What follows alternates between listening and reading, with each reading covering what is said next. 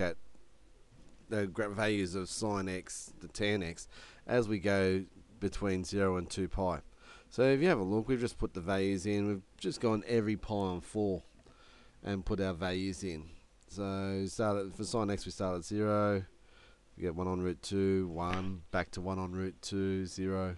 So we can see that like in the first quadrant, the second quadrant it's positive, the third quadrant's negative, fourth quadrant's negative, and back to 0.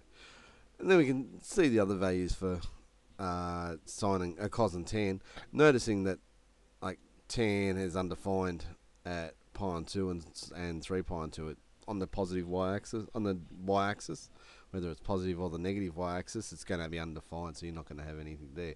So we're going to have asymptotes.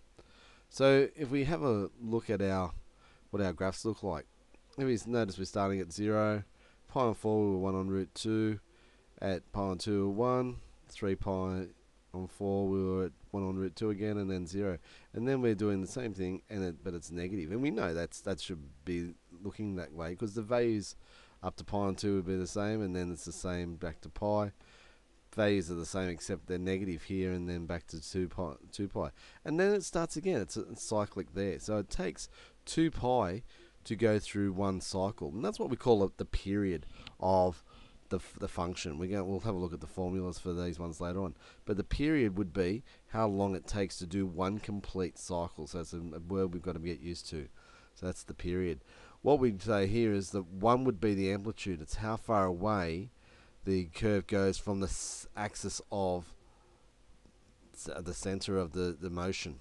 So you can see the motion is going up and then down and then back up again. But it goes 1 unit away. That's as far as it goes away, and that's what we call our amplitude. So that's what sine x looks like. It starts at 0, through to 1, back to 0, through to negative 1, back to 0 at 2 pi. And again, if we went before, it'd repeat it back over this way and repeat it back that way.